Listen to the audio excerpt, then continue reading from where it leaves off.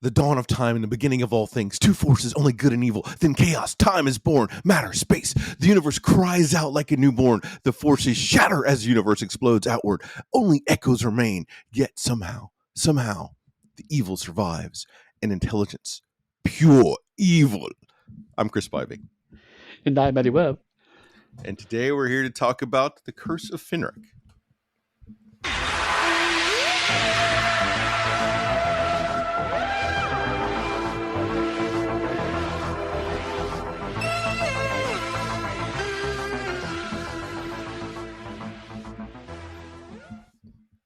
My favorite part about the quotes is I never know how exactly I want to do it until I start.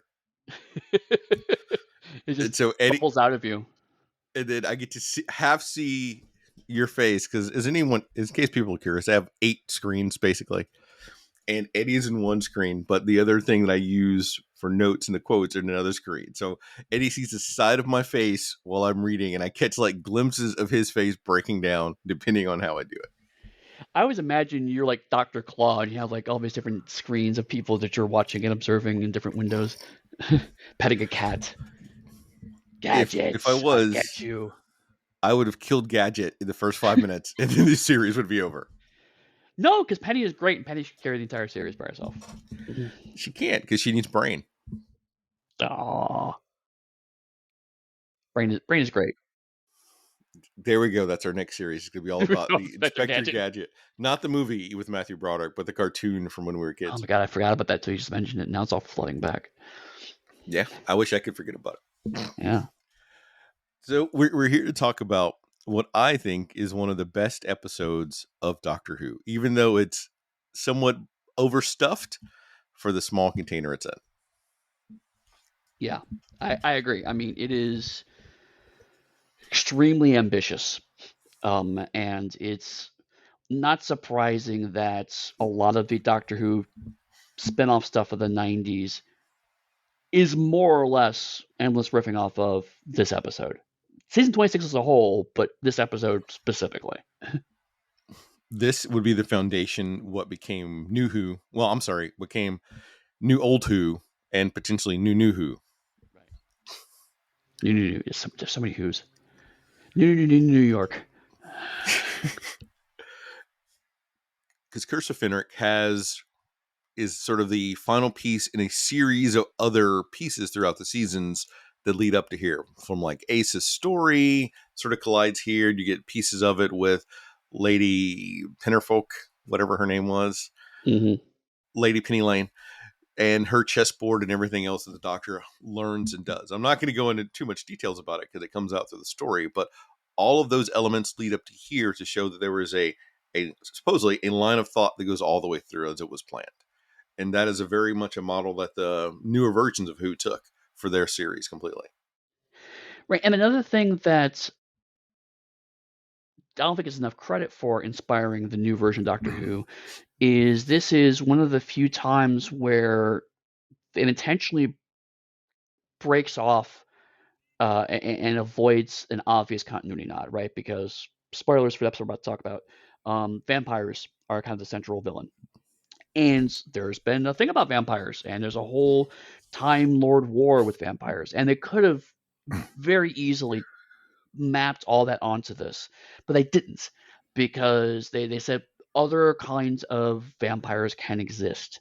And just because we did a version of a vampire story in the past doesn't mean that therefore that determines every vampire story we can possibly do. That's something that New Who has learned, is that there's a time and a place for continuity, and continuity is useful. You throw it in, and if it's not useful, you leave it out.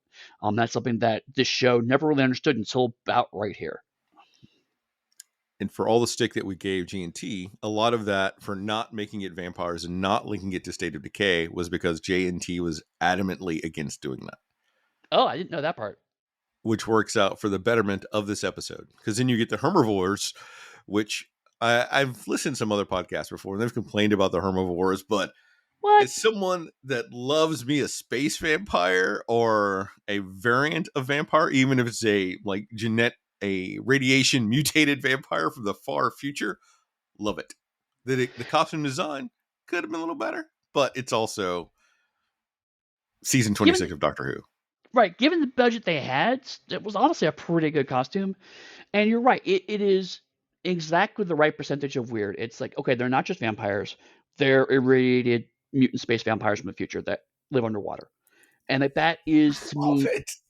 peak Doctor Who, right?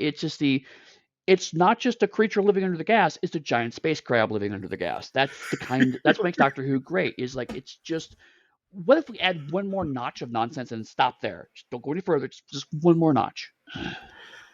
And since we probably won't go into it a lot specifically in the episode itself, but how they then make other vampires, and all the other vampires don't look the same as the ancient one because he's so old, but they have all the elongated nails and just a slightly creepy walk, and that is how they portray the vampires. Like that's their budget level Yep. and comical, but it works. Right. Whereas with Battlefield, we talked about how basically all the budget went into the destroyer, Oh, and that that's was kind of a beautiful. joke.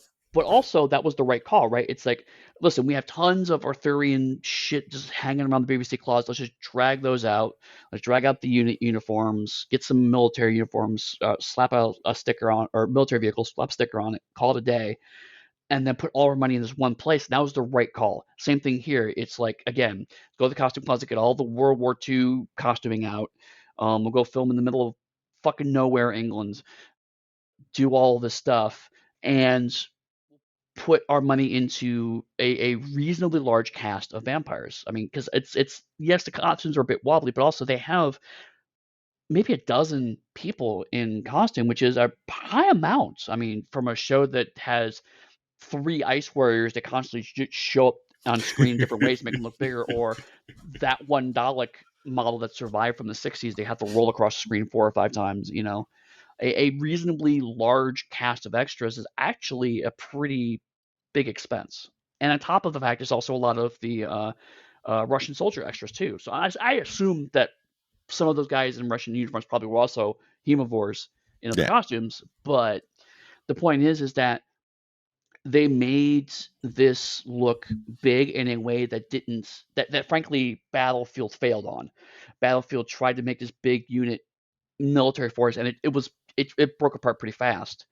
And so they just tried to reduce that as much as possible. And same the big huge army of knights. They kind of this is different in that it's a smaller scale, and so the amount of people they had as extras stretched further and looked better. So yeah, I mean it's we found a show that's finally figured out how to use the minimal budget well. Well, that's not true. There are other eras in the show where they use minimal budget very well.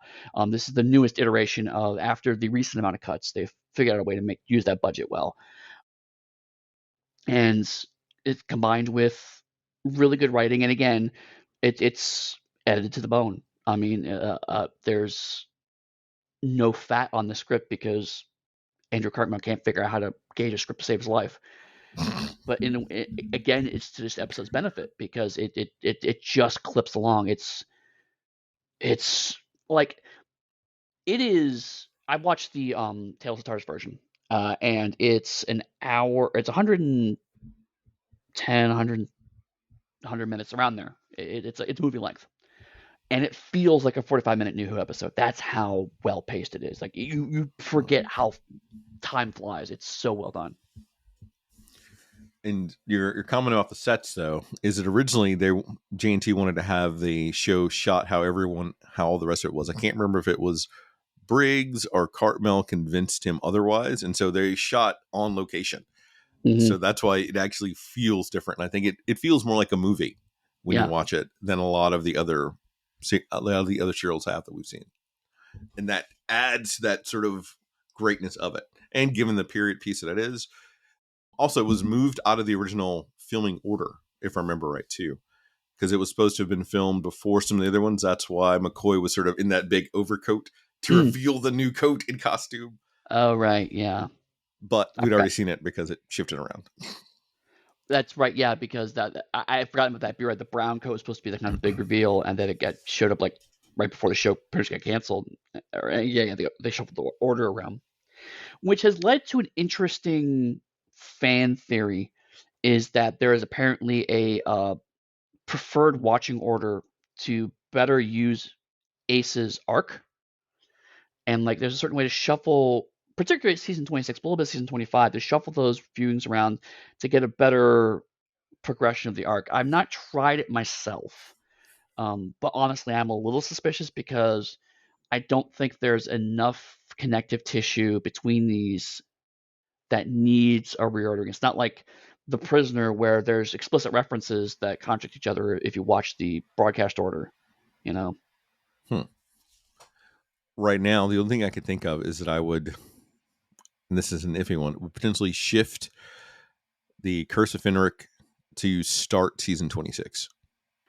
I mean, yeah, and that's what comes down to is like there's thematic vibes. Like one of the ones I think I remember is like Fenric starts season 26, and it really it becomes kind of more of a capstone for season 25 in the sense of the idea of watches of a unit, right? But like that's kind of the end of the Doctor planning against the powers of the universe arc, and the beginning of Ace's actual progression, which started during that, but now it just kicks into gear. And then we move into Battlefield, whereas Ace tries to, and watching that perspective, Ace is now recovering her trust of the Doctor that was damaged in this. And then sorry, Ghostlight goes after this because that's where Doctor's recovering from her damaged trust. Battlefield after that, and then Survival at the end. And there's and like I said, you can make arguments for it, but again, it's just vibes. Honestly, there's nothing wrong with watching season 26 in this order. This is the order I watched it in. Now, now I'm thinking, now since I've heard you speak more, my ideal order, because I remember something specifically from this episode now, is I would go Ghostlight first, then Curse of Fenric, Battlefield Survival. Because Ace references an old mansion that is creepy, Yes. specifically in Mm, this episode. And so that would have let people see it beforehand instead of making it a past event. And I think for this episode, they kind of even changed it and made it not Ghostlight unless you know about Ghostlight. right. But it loses some of the strength and resonance of that because Ghostlight is another phenomenal Ace character development episode. Right. And coming to here, you've already seen the episode. I don't care now. But when Ace dives in the water, that would have sort of fulfilled some of her moving away from the trauma that she had from that house and her mother. Right. And her diving into the water from this plays better if it's somehow before Battlefield, because then her coming out of the water in Yep. Battlefield then resonates nicely with this. Whereas this way, the reverse way, it kind of looks a little wonky. So yeah, I mean, I'm not saying I can't see the merits of it. I'm just saying is it's not nearly as like watching The Prisoner in broadcast order is hard for the first time because it doesn't make sense, and you can argue that's part of the show and it works on that level. But if you do reorder the episodes, it actually makes for a better viewing experience on some level. Whereas with this, it's more just ju- trying to do some editing to smooth out the rough spots of what is otherwise a phenomenal season. And it's like I see the instinct for it, and I can see the argument for it, but I don't think it's as strictly necessary as some people maybe believe it to be. And although I personally love Ghostlight, I do not think you could start your season with Ghostlight. Right, right. But I've also seen We, stuff like Remembrance of Daleks moving later, just to kind of get some connection between get Resident Remembrance of Daleks closer to Curse of Fenric. And I'm like, because again to keep that kind of the war against the ancients vibe going, mm, and so you get kind. I think the idea is you want to get kind of Remembrance of Daleks, Silver Nemesis. Nemesis, and then Curse of Fenric close to each other, so you can get kind of a bam, bam, bam fight against the ancients thing going.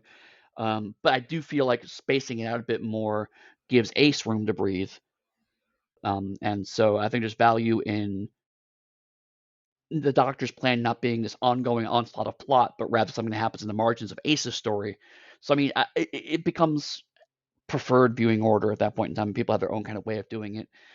I personally love reordering media. I mean, like I find that sometimes you get some interesting resonance by doing things like in chronological rather than publication order, or some MCU viewing orders of like how you do it. Like I love the machete order of Star Wars, where you watch Star Wars 4, then you go back to watch episodes 2 and 3 is kind of a very long Flashback. flashback to 4, 5, and 6. I actually find that to be a fun experience. But again, Doctor Who fans being of a certain ilk, there's a lot of, no, this is the definitive way. This is the way that Andrew Cartmel planned it. It's like, no, Andrew Cartmel, like all television, was just trying to commission scripts, was trying to do a light amount of continuity inside of a season rather than just generic. The show has continuity, and it didn't quite work out for production purposes, and so he tried to make it work the best he could. Yeah. Given that one of the things they're potentially we're going to do is make this into 5 episodes. Right. And Briggs was like, no, you can't. It would like disrupt the flow of it. It would shatter everything. And he didn't feel there was enough for that 5th episode. And I think it's a good call. And we on this podcast know that Eddy likes long runs of Doctor Who where very little happens per episode. It's amazing. It's the best thing ever. And I agree. It was their better call to have 4 packed episodes instead of 5 languid episodes. I mean, you're joking about this, but also I know you are a huge fan of the war games, so you are not completely immune to this. I like the war games. It is a mess, and I love it. Every moment of that 10 episode serial, I love. It's an experience. Even when the Doctor doesn't show up for an entire one, or they run across the same battlefield 18 times. Oh, Jamie just explains to him several times, no, this is not Earth, and he keeps getting confused about the exact same plot point several times. Beautiful. But Doctor, how can they have machine guns during the ancient times? Jamie, I fucking told you already, buddy. Before we go into the synopsis proper, did you know that one of a few of the other working titles for this episode? No, for no. Curse of Fenric. The Wolves of Fenric that I kind of like. Okay. Yeah. And then there was one, it was either Time Wolf or Wolf Time. I think it was Time Wolf. Oh, God. You don't like Time Wolf? Come on. It's like Time Cop, but Time Wolf. Time Wolf sounds like something airbrushed on the side of someone's van. It would be right next to Airwolf. Sorry. Tell you, if we could find Airwolf, we'd be talking about it. Any comments? Would we? Any other comments before behind the screen stuff before we go to the synopsis? We love the 7th Doctor, and we've talked a lot about him last time. And I don't know if there's anything you want to cover that we're missing. The only other thing I can think of is this. We talked a bit about the novelizations and how weirdly important they are. And this is actually a really seminal one because this and Remembrance of the Daleks both are the kind of preludes to the long-running New Adventures novelizations that happened during the Wilderness years, which maybe we'll talk about in a future time. So, I mean, I don't want to get too far into that now, but there was a lot of material that was cut from the script that was put in the novelization. But I agree, it wasn't worth a whole episode, partially because a lot of the stuff that was added in was just background material, like backstory to characters, and also allusions to things that the series, by the time the novelization was written, they knew they would never pay off. So it's like, well, screw it, I'm just going to add some stuff in here because it'll be fun. And it got picked up. So, like you mentioned, the idea of the other being the third person along with Omega and Rassilon. Love it. Love it. That's in both, I think, Remembrance and Curse of Fenric. The idea that the Doctor has always fought creatures, and again, there's a nod to the demons as kind of vaguely a start point from the Doctor starts going after these kind of ancient forces. I'm sorry. Did you say the demons or the daemons? Sorry, the daemons. My apologies. The Matt Damons. So, I mean, this is a point where the novelizations of the stories end up making continuity that televised Doctor Who actually, at least thematically acknowledges, and sometimes explicitly acknowledges, comes up around books like this. So it's fascinating because like there are some things that people are so familiar with the novelizations, and then they get surprised when they rewatch the TV show. It's like, oh, that wasn't in there, right? I know when I read the novelization of this, because this is one of the few novelizations they had in my library. And then when I rewatched the show like years later, I'm like, oh, there's whole scenes that like are just missing. Like the relationship with Ace and her Russian boyfriend makes way more sense in the novelization than it does on screen. Yeah, because some of that the TV cut because they didn't think it was appropriate because they were trying to make it a family television show, Right. and that's when you learn out about Ace and Sabalon Glitz. Ugh. Yeah. Oh, yeah. I forgot about the heavily implied sexual assault that happens in the novelizations. And they were also Judson, in case people can't put the linkage together, was sort of a nod towards Alan Turing. And originally, Mm. something they wanted was to have Judson and Millington having been in a relationship together, and Millington is the reason that Judson's in a wheelchair because he caught him flirting or looking at some other guy, but Mm. they had to remove all that other subtext from it, Yeah. Hmm. which then makes Millington and Judson's relationship make so much more sense. Right. Yeah. That's one of the weird. We talking about how much we love season 26. Some of that does come from, admittedly, fan knowledge of gaps that are filled in. But I continually argue that I think Doctor Who is best when there are plenty of gaps for the audience to fill in. Because if too much is explained about Doctor Who just becomes boring, just becomes a dude doing stuff. But if there's always a mystery, and Cartmell's mission was to make the Doctor mysterious again, he absolutely succeeds in this season. And then the novelizations come along and they start to fill in some of the gaps.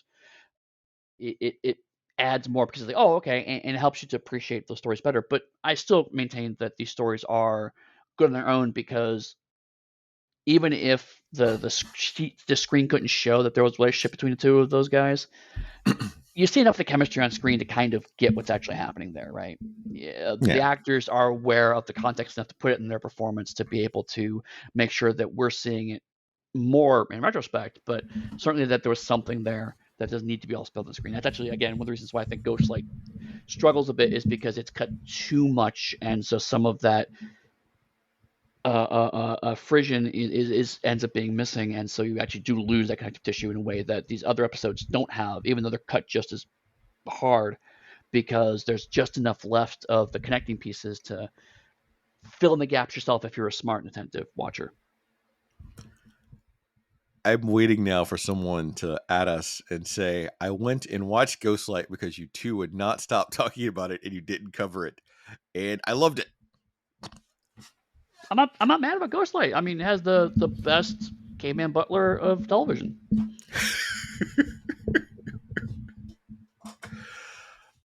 Okay. Part 1.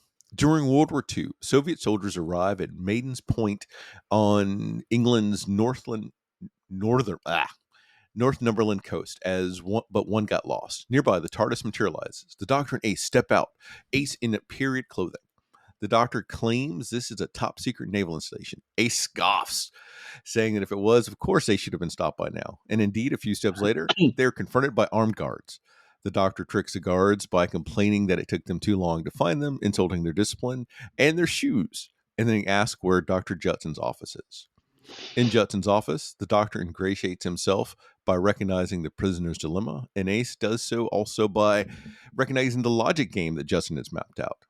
The Doctor quickly forges an authorization letter, which the nurse watches him do before the guard arrives and hands it to the guard to show they should be there. The Soviets discover the sole survivor of their missing troops. He is delirious and pale. Captain Soren grills him about the orders. Where are the orders? But he can't answer. Another isolated soldier further away finds the orders, and inside a photograph of Judson before he's killed by something in the water. And that's Dun, where dun, I dun. pause. Dun, dun, dun. So, Chris, did you do what we talked about off air and watch the aired version of this? The original I broadcast version? watched whatever was on Amazon Prime because I, as always, had no time, and I watched it last night at 7 o'clock. Fair enough. So, season 26, I think one of the reasons, because it's so beloved, there are a wide arrays of you can watch these. So, like, even before Tales of the TARDIS, there's a lot of omnibus versions of this, the VHS version, which adds some footage in and reorders some footage. They usually have the original broadcast version. Some of them also have additional, but for Curse of Fenris, they do have the original broadcast versions with the original broadcast subtitles for the Soviet soldiers. and the font they chose is the most horrible Wait, was that dot the matrix. huge block? Yes, that's on Yes. Amazon Prime. Oh, that's when you actually got that one. Oh Yeah. wow, okay. I figured they would have used the updated version where they just used normal subtitles from the subtitle No, technology. Yeah, yeah. because It's it looks bad. starkly different. And it covers like Oh, half the screen. It's just awful. I love a historical Doctor Who. I do, Yeah. because as someone that likes to write historical fiction, seeing a show that gives me historical fiction is always so much fun. And one of the things for me though as a creative is that when I do historical fiction, I don't want it all to be different. I want like one thing, maybe two things to be a different starting point, and that sort of alters the rest of the history around it to compensate. Hmm. So it has more of a ripple effect and just like everything's different. Go forth. Then it becomes less history and more fiction. It's a fine line. And Doctor Who, when done right, pulls it off perfectly. Yeah. And I mean, this is technically alternative fiction because it's a different organization, but it's very clearly meant to be Bletchley Park. So like it's that's your one change, right? I mean, well, besides undead space vampires, but they still a strong female staff. That's Yep. very accurate to Bletchley Park. A eccentric. Hey, Eddie, I'm an American. What's Bletchley Park? Look it up. No, Bletchley Park.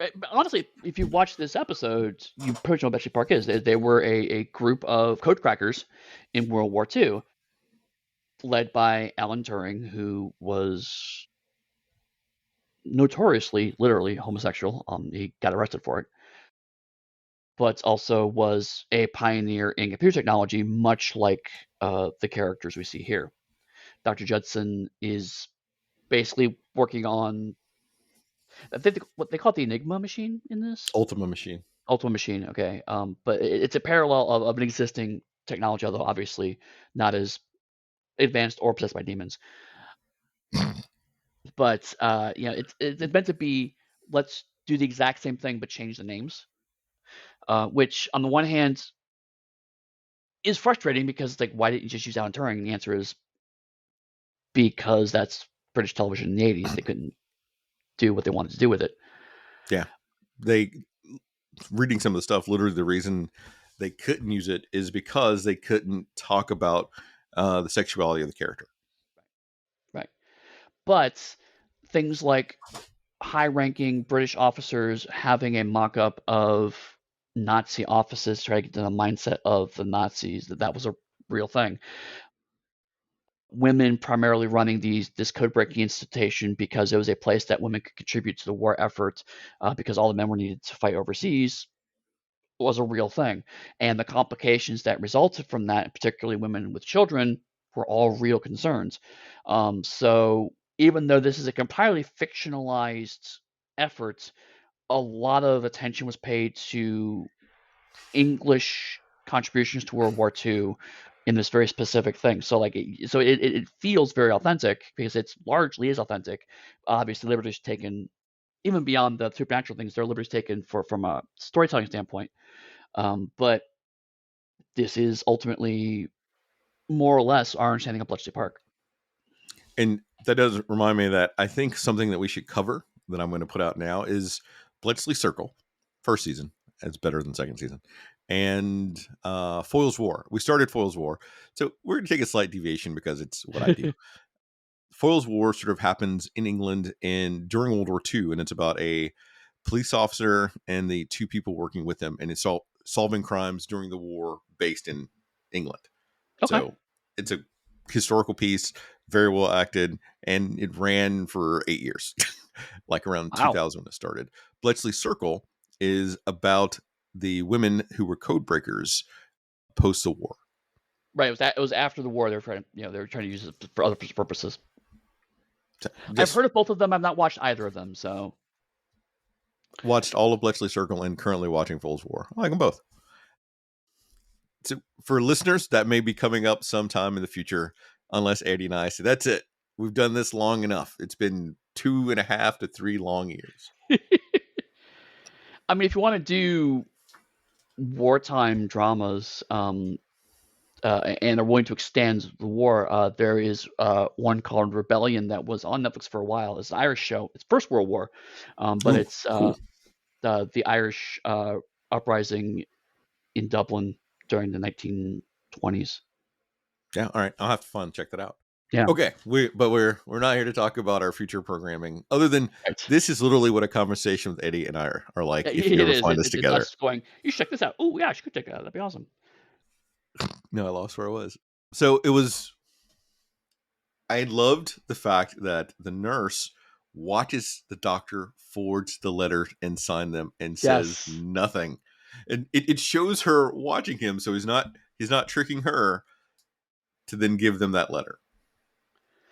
it's honestly, I have always felt this scene is kind of the last gasp of the Doctor bamboozles his way into things before psychic paper, right? It's like this is a scene. It's like a proto psychic paper. We know the Doctor's going to bluff his way into things. We don't need to see all the ramifications of that. Let's just have him do it and insinuate himself into the character so we can start the conversation and get to the good part. And so this is kind of a comedic nod towards that, but the next logical step is he just has a magical thing that allows him to present whatever identification he needs to get into the place he wants to get into. So this is basically that moment, just done slightly funnier, and I think it's glorious, especially the bit where he switches his hands to sign. It's so great. One of the cut beats from this, though, I don't know if it was filmed or is this in one of the different scripts, is that the nurse was going to be a Soviet spy. Oh, okay, So that even reinforces her seeing him do that. She wouldn't have said anything. right. But without that, it just becomes a comic beat, how you were saying. It still works. But either way, love it. And it's so weird. And it's just, And we also see, arguably for the first time, I have to go double check that it may have happened in a previous episode I'm not thinking of, where we see a companion expressing expertise outside of their one note, this the thing the companion does. Because so much of Doctor Who is a companion does a thing, and if they're lucky, they get to do their thing. But if they're unlucky, they get to just be peril monkey bait. And so Leela is good at fighting, and so if a fighting thing happens, she gets to fight. Sarah Jane's good at investigating things, so if an investigation thing happens, she gets to investigate. Ace does Mel's a good at lot of. screaming. Mel's good at screaming and allegedly computer programming, which it took only 30 plus years for that to actually come up in television. You know what, though? I am happy that they brought Mel back to be part of the show. Yeah. And so a lot of the casting is focused more on younger actors. Mhm. And I love the fact that they're bringing out older actors to continue to be awesome. So this is a Ageism digression. talk. One of the things that I love about Doctor Who, and it's purely accidental, is because Doctor Who had a constant churn of young female companions and also a collective interest in continuity. You end up with a show that now has a massive amount of strong women of middle age or older doing cool shit. And so you now have a show where you could have an entire room full of amazing women doing cool stuff, like in the Doctor Who specials. And it's not weird or strange or forced because these are all characters that have strong historical reasons to be there and they've proven themselves. And so you have the head of unit as a woman and the lead programmer as a woman, and you have the scientific advisor as a woman, and it doesn't feel forced or shoehorned in. Yep. So it's come as a result of accidentally, but it doesn't change the fact that it's happened, and there are showrunners who are actively trying to leverage that. So yeah, we have episodes where Ace is still out there kicking ass, and that's not weird or unusual. Or we have Leela on Gallifrey getting Yes, like doing her bit before she buggers off before the Daleks can kill her. Beautiful out there kicking butt to continue that fight. I love it. right. And even we're getting slightly, well, incredibly off topic. But the radio drama or the audio drama Gallifrey, which was basically originally was meant to be just a way to kind of use some Fourth Doctor companions that didn't have access to Tom Baker, and ends up being this amazing political drama that is entirely run by women, with one exception. There's one male character who's on the main cast, and he's basically kind of beat up for a lot of that first few seasons. So you have a lot of strong political women doing strong, cool things that, and their gender is only a small piece of that. And so to kind of bring it back around to this, we see that shift starting to happen because Ace gets to have her own several cool moments in Curse of Fenric, but it starts here where she basically does 80s computer engineering in a 40s setting. And I don't know about the British school system, but I know growing up around this time period that absolutely there was a strong push to try to get kids to learn computer science because they felt that was going to be the way of the future. They want to have kids prepared for the coming years to where computers took over the world. And turns out they were right. You know, so Steam programming. yeah, STEM, yeah, not Steam. STEM. I will point out though that that is the only reason that Judson likes Ace is when he realizes that Ace is also brilliant. True, yeah, And I like the beat though that she doesn't call it specifically what Judson would call it, but reference it as what supposedly Sophie Aldrin is older than 18 or whatever Ace is supposed to be, but calls it like a flip floppy thing, but still conveys the knowledge that she has using the vocabulary that the character would have. right. I mean, weirdly, this exact beat was in Tomb of the Cybermen. Here's a logic puzzle that needs to be solved. In Tomb of the Cybermen, only the doctor and the male scientist could figure out the logic puzzle. Here, that beat is given to Ace, and there's no hedging around it. Doctors come in to give her advice, whatnot. She completely controls that beat of the story, and it turns out actually her doing that is a problem for the doctor's plan. But it doesn't change the fact that Ace gets into trouble for being too smart. And that is just frankly a beat that you almost never see in classic Doctor Who. I think this is the first and only time it happens, but I could be wrong. There's a lot of There's 600 plus episodes to go through. I'm sure I missed one, but it's rare. The Soviet soldiers was interesting, I think, but I'm not sure how I still feel about that beat of it yet. I know they're And crucial to the story as it evolves, but some of the plotting with them, something about it, even when I first watched it, bothers me. Something about it last night bothered me when I rewatched it. And I've seen this episode a lot of times. I can never quite put my finger on it. I think it's different things every time I watch it. I feel the same way. My personal thought on it is that it is still the late 80s, right? So Soviet Russia was still the enemy to the West. And so I think the idea was that also opinion on Soviets as bad guys was softening. And so I think the idea was we need to get the audience ready for the idea of sympathetic Soviet characters. So we have to spend a lot of time really getting people okay with the idea of sympathetic Soviet characters because Soviets were allies with us during World War II. I have also, unrelated to this, I've been reading a biography of Stalin recently, and this is relevant to a beat that'll come up later. But this was a biography written about 10 or 20 years ago. They got access to a whole bunch of Stalin's letters, and so the idea was to show Stalin as a person.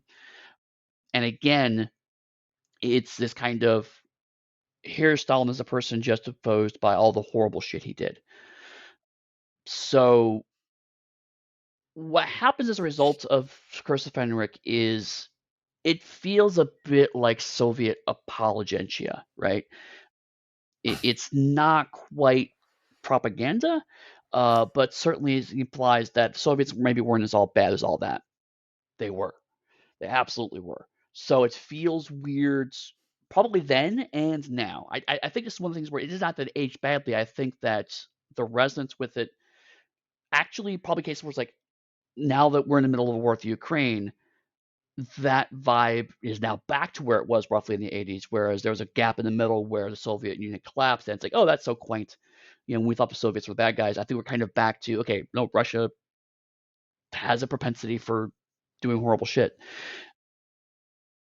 So I think these are needed scenes to get the audience on board with the idea of why Ace would be sympathetic to a Soviet soldier. Okay. Thank you. The following day, Reverend Wainwright speaks to Miss Harkner. That's what I'm calling her. If it's wrong, tough. And her two evacuee charges, Jean and Phyllis. Ace makes fast friends with the girls, and they'll meet at Maiden's Point later. Ace asks about all the silver in the church, and the vicar assures her that locals are too frightened of Viking curses, and the church is built on old Viking graves where evil was once said to be buried.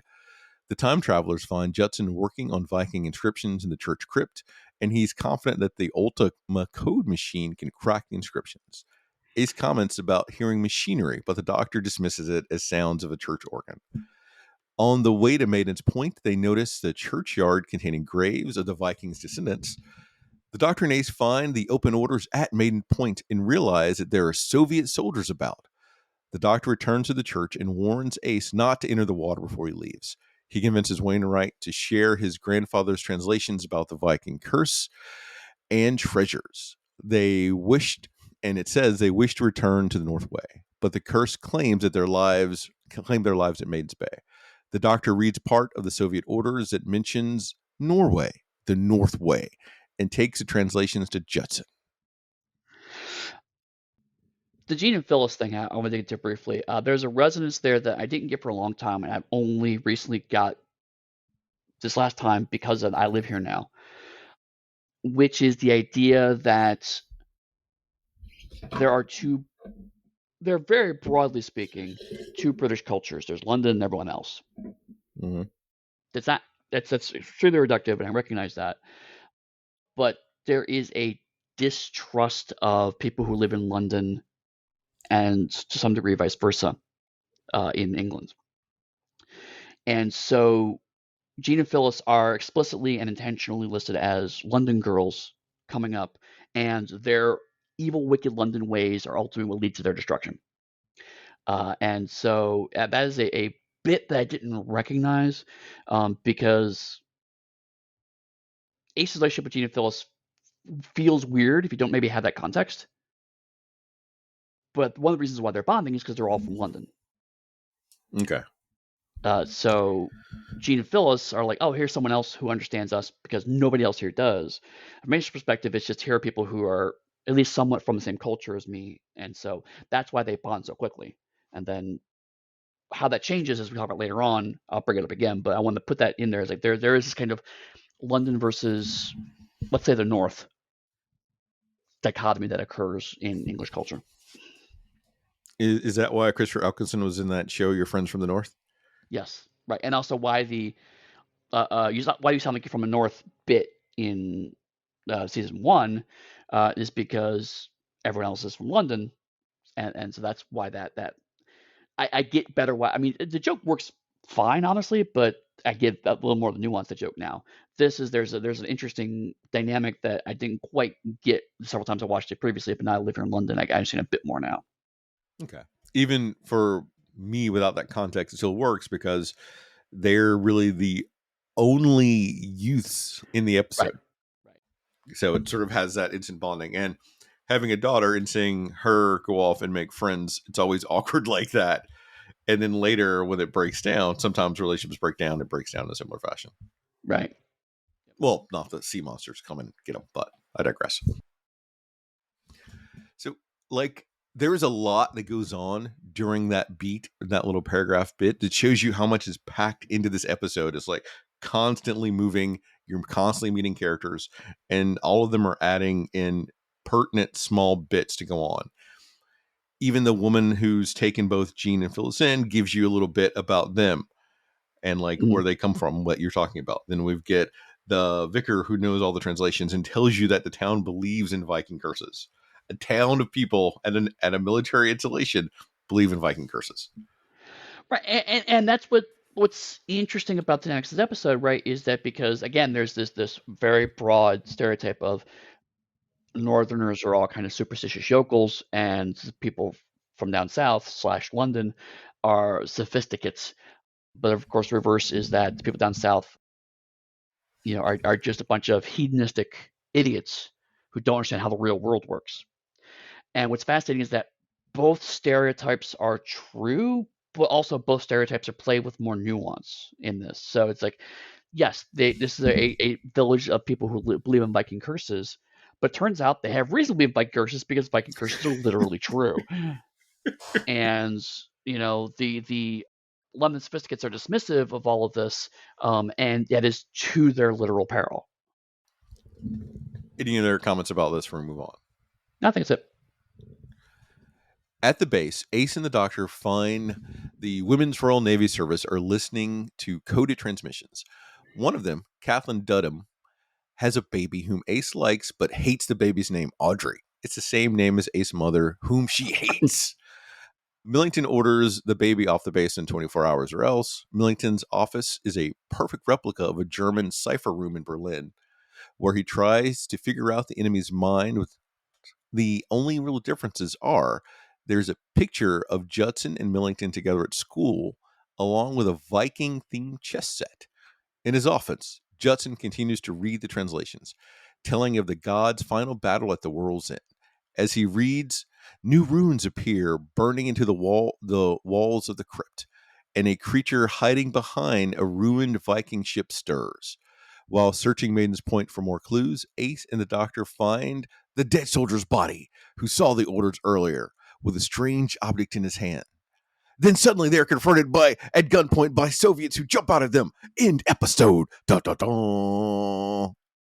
I kind of want to emphasize, like, this is episode 1. This is 25 minutes of television, and we have introduced, if I depending on how you count, somewhere between 8 to 12 supporting characters, all of which were named, have several lines, and have a plot arc of some form in this story. We have introduced not only a World War II setting, but a Viking setting on top of it, And a monster. and a At least one. monster. This is some tight fucking television, man. You feel a little tired watching it from how fast it's moving.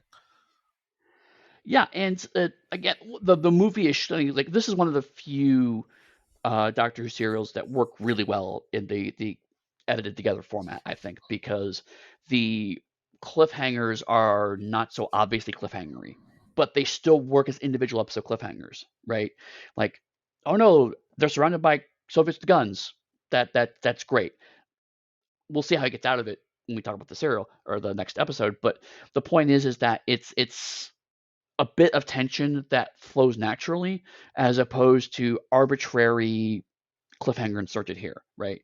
Of course, when you have a British naval base and British soldiers are there, there's going to be a conflict between them. It's a natural evolution of stakes. So it doesn't feel forced at all. It feels like, of course, it's going to be gunplay between the Soviets in this as they infiltrate.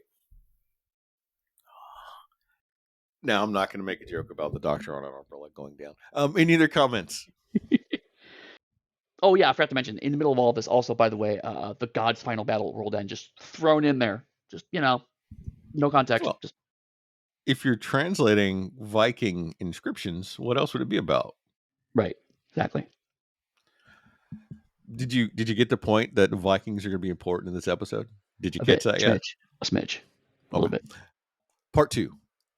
The Doctor or Ace are taken before Captain Soren. The Doctor warns against a full assault on the base, as it would be suicidal. Instead, he pleads to let them go investigate and find a way to stop the evil that is killing Soren's men. A delirious soldier holds a similar object to what the Doctor found on the beach, and the Doctor calms him by touching his forehead.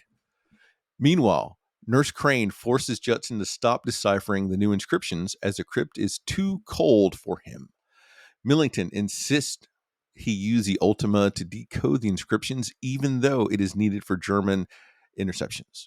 Returning to the crypt, the Doctor and Ace spot the new inscriptions. Remembering the machinery Ace heard earlier, they look for a secret door. However, Millington finds them first, taking them at gunpoint into the hidden passage connected to the church. Inside, men are mining toxins from the cavern walls, a chemical weapon to end the war. The Doctor tricks Millington into believing he's on his side. The Doctor goes with Millington to the Ultima machine, leaving Ace in the church talking to Wainwright. The Vicar has lost his faith in humanity. At the Ultima, Millington reveals that the computer is bait for Soviets. Their plan is for them to break in and steal it, but inside the machine, there is a toxin that when it receives the right phrase, it will release it into the major city. He gives the doctor a demonstration by killing these poor little pigeons in a cage, and the doctor is horrified. Right. Did you know that originally it wasn't supposed to be a toxin in there? Do you know what it was supposed to have been? What?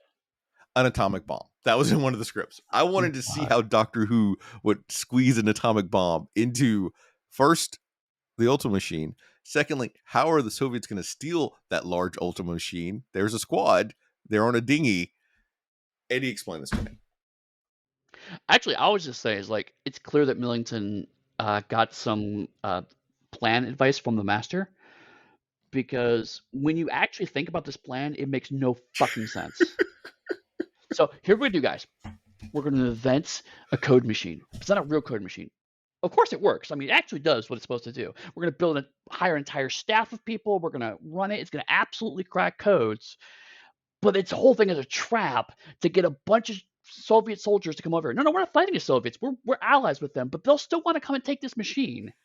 And then we're going to stick an atomic bomb / toxins in it. But the toxins we mined from the mines underneath this place. Where do we get? How do you know they're there? It just happened to be coincidence. But no, we have these toxins available. We're going to shove it inside the machine. It's like, okay, question. Why don't we just shoot a bomb of toxins at Russia? No. Too simple. This is way better. Well, he specifically points out when the political climate is better.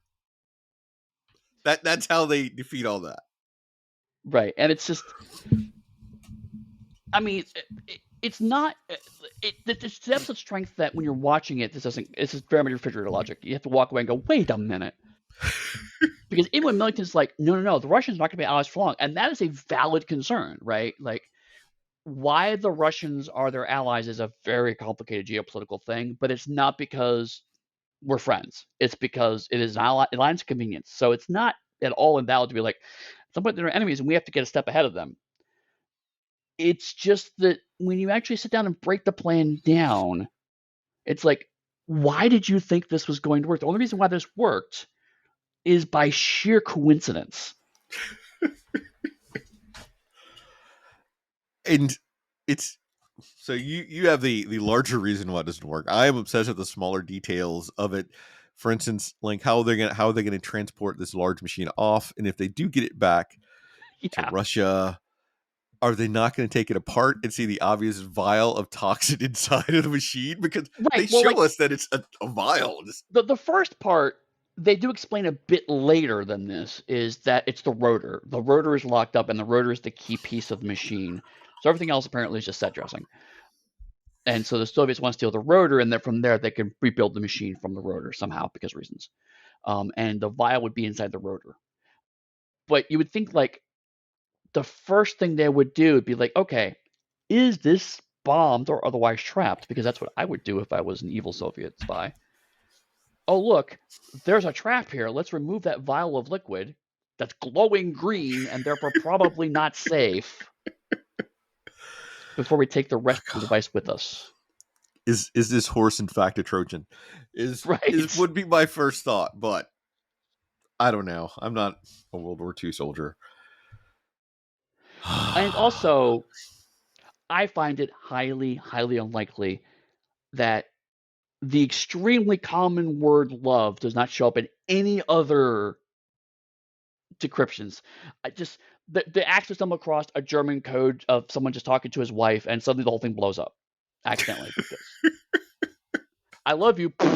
God damn it! Why didn't we choose a more obscure code word? It was nice to see the doctor trick Millington into thinking that he was on his side, Yeah, showing once again like that this is a doctor that is more wily than some of the other ones. right. And as much as I'm making fun of this plan, the way Millington plays his line here about the love, we as the audience get pretty quickly, oh no, Millington's insane. And so the way choose to view this episode with all of this is that Millington's plan was always bonkers. It was never going to work, and they accidentally actually managed to snag a Soviet team. It's just it actually kind of worked. the Soviets are like, we have no idea. They had no idea how big this thing is. So it's like, yeah, if there's a device here, let's get Soren and some of his expendable people out there. Yeah, just go across the channel and try to steal this thing if you can. If not, we don't really care, but it'll be great if you can grab it. And Millington's like, I got it. This is my master plan. And it's like, no, buddy, you got like a bunch of scouts. But I mean, again, to the show's credit, like when Millington says, "What other word could it be? It's love," and the way he plays it, it's like, "Oh no, no, this is not a serious plan. You're just done. You've been sitting in the Fuhrer's office way too long, my friend." Oh god. Any other comments before we move on? Millington's crazy. Let's move on. At Maiden's Point, Jean and Phyllis swim fully dressed. Ms. Hardican had taken their swimsuits earlier and splashing around as a mist drifts over the bay. And they claim the water is very warm. When it clears, the girls have disappeared. Jean and Phyllis rise from the waves, skin pale with long claws in place of fingernails. They lure a Soviet soldier into the water. Before he can reach them, monstrous hands drag him under. Millington is informed that the operations at church are being closed down. He orders that all radio transmitters and outside telephone lines be disabled and any chess sets be burned. Judson decrypts the inscription and the Ultima spits out, "Let the chains of Fenric shatter." Ace realizes that the inscriptions are a complex logic diagram for a computer program and tells Judson this in his office. With this knowledge, Judson excitedly tells Crane to take him to the Ultima room. Meanwhile, Jean and Phyllis kill Miss Hardican. Ace and Doctor find the body later drained of blood, and the two Hemivore girls are already approaching Wainwright, who has lost his faith when he loses more of his faith when he hears about British bombs killing innocents. They are about to feed on him when the doctor arrives and dismisses them. They threaten to return for Wainwright. The doctor says everything will be all right as long as Judson doesn't solve the inscription. Ace, horrified, realizes she's given Judson the solution and says the doctor should have told her his plan. They rush to the Ultima room as herbivores rise from the bay. When the doctor, Ace, and the vicar reach the machine, it runs at top speed and can't be stopped. The urn Ace found in the tunnels glows with a green light as Millington triumphantly says the doctor is too late. He is convinced that once the chains of Fenric shatter, all its dark power will be his. Cut to credits. You know, when you read the plot like this out loud, this show sounds stupid. That is not the first time you said that during this run. It's this is one of the few times where it's like, honestly, the summary is not really doing the show at all justice, because there's no way to explain this without sounding like you're just, and then this happens, and then this happens, and then this happens, and then this happens, and then this happens. Because I mean, it's like, okay, the ancient Viking inscriptions are simultaneously summoning a god and also a logic program. Four vampires that are Viking vampires that have drowned 1,000 years ago.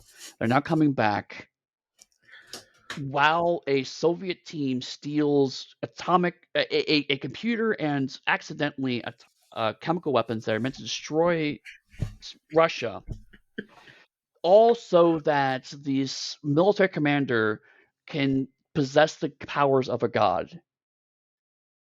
I think I've played this Call of Cthulhu game, now that I say it. God.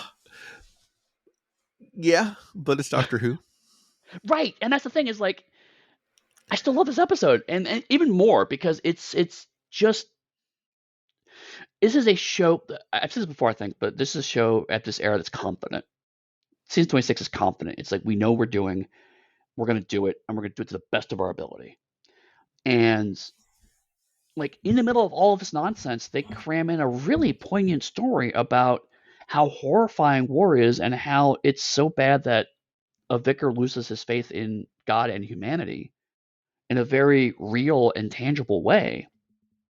So, and again, this is pointing forwards to New Doctor Who, because this is a Doctor Who that recognizes that the human stories are what give the nonsense sci-fi stuff context and interest.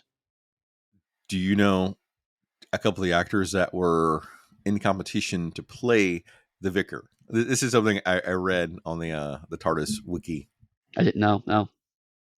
Christopher Eccleston and Peter Capaldi. Really?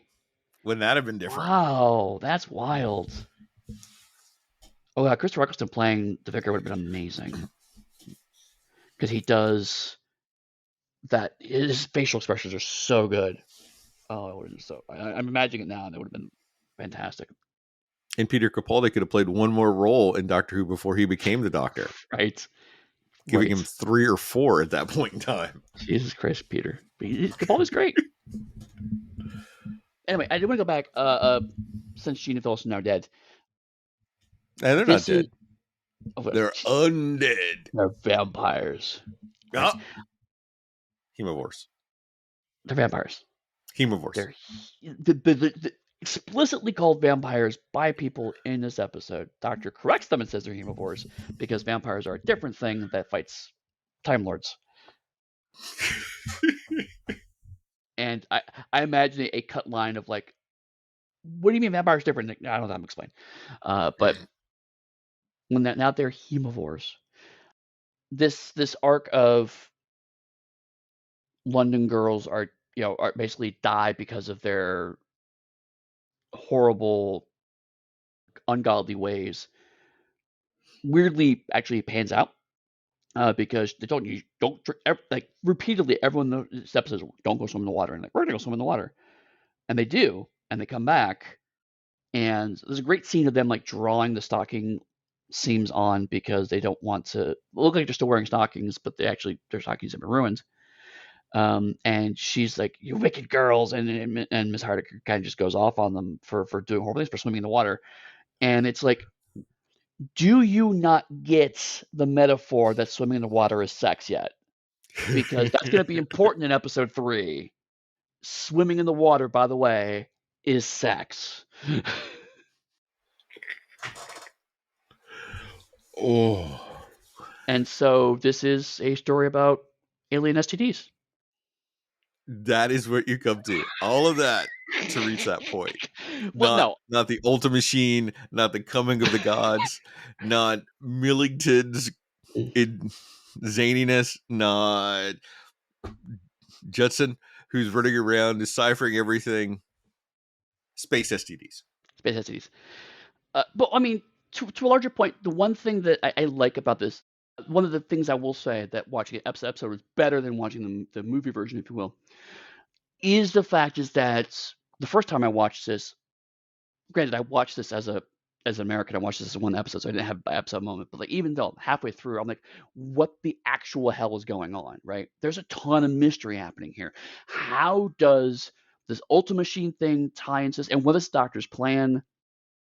So, like, this does all actually tie together. This is all one story, but at this moment, it feels like there's 5 stories going on here, and they're all interesting. And so, like, I don't know what's going on, but the Gene and Phyllis thing, the thing that's slightly weird, that again, I think just one of the few casualties of the tight editing is that Ace is suddenly best friends with them, and then they treat her like crap all of a sudden. And it's like, oh, they're just horrible, wicked girls. The implication from the storytelling perspective is that they're wicked because they're from London. And that's not true because Ace is also from London and doesn't do this, but she also does go swimming in the water because that's a metaphor for sex. But the idea is that why do they suddenly just treat her like crap? And the answer is, it's not that they're not from London that they're horrible. It's just that they're just 2 horrible children that have been traumatized by war, and they're acting out by rejecting. Because like, who the hell are you? My parents are dead. Life is not worth living anymore. We're gonna do what the hell we want.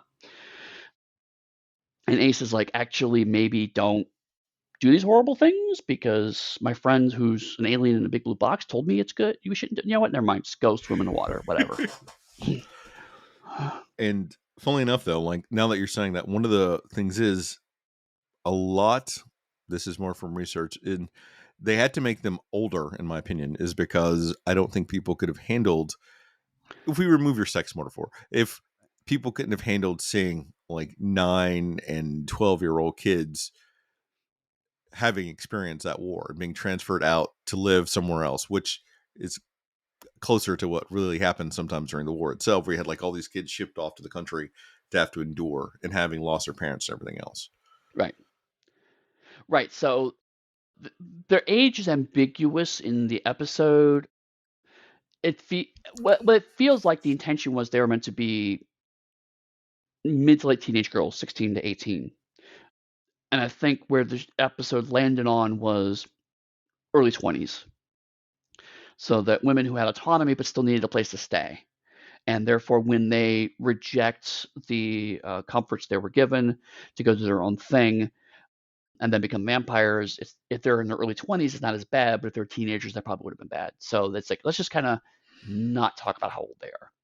Mm-hmm. But I think I'm with you. Like, they're clearly meant to be some level of still need parents in terms of age group, and which makes which if you go with that route from a story perspective, again, there's a lot of metatextual stuff happening here.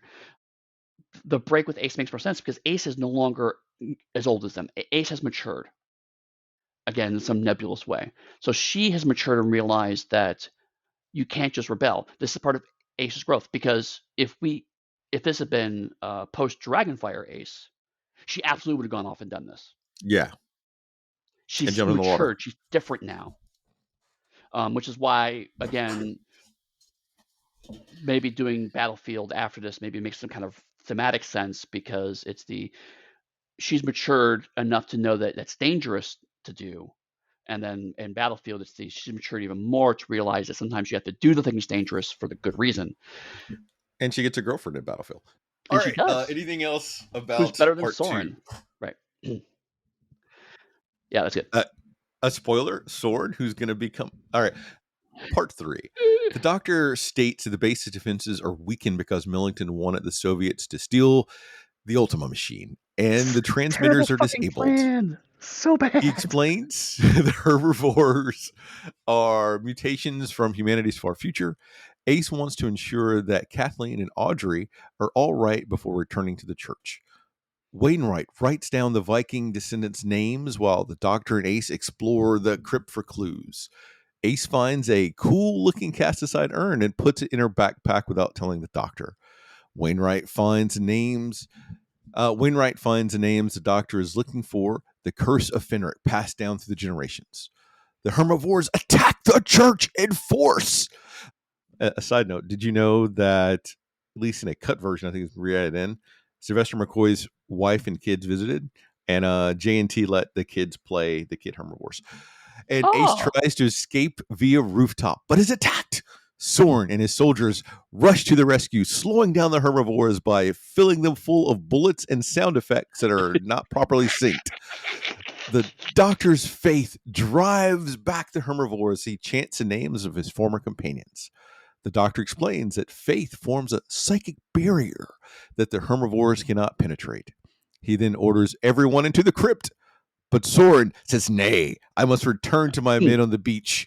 He and H share a weird sort of look. His faith is in Viva Revolution! And he leaves the church. The Doctor finds a tunnel.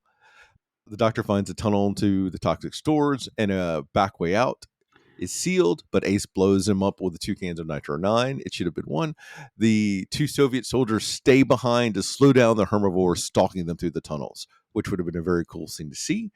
Ace takes out the flash she found, hoping to use it to make more Nitro 9. The Doctor recognizes the treasure that they've been searching for. Outside, Soren keeps the herbivores at bay with his Soviet Army badge. But they then turn away from him and start moving back towards the church, being drawn to the flask that was with them all the time, but obviously needs to be out in the open to function.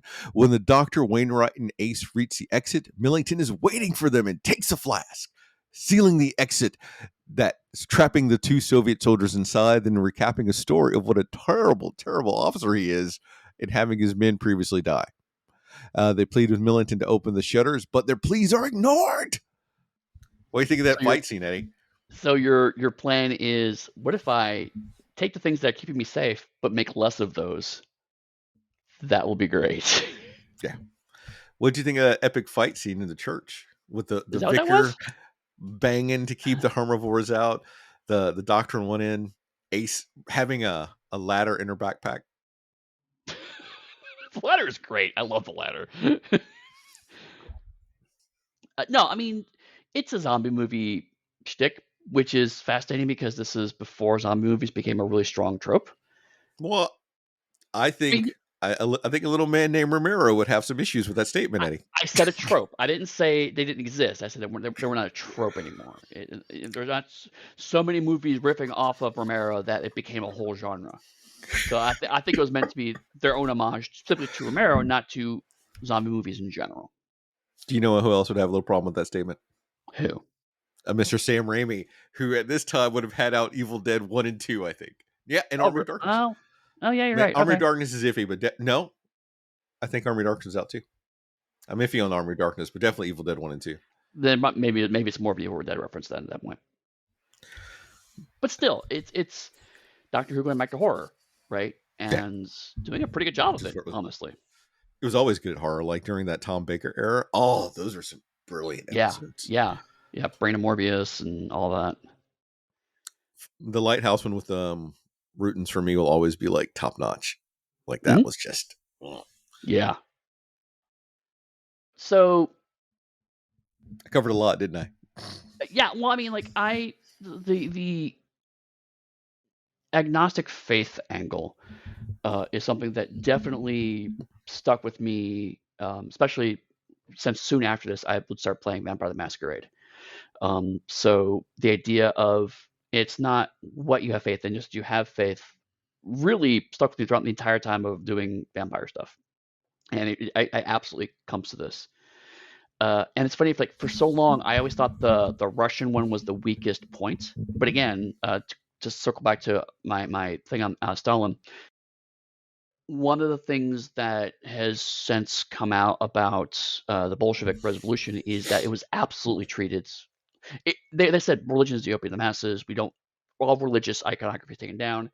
So instead, put your faith into Bolshevism, and the language they use around it explicitly parodied Russian Orthodoxy.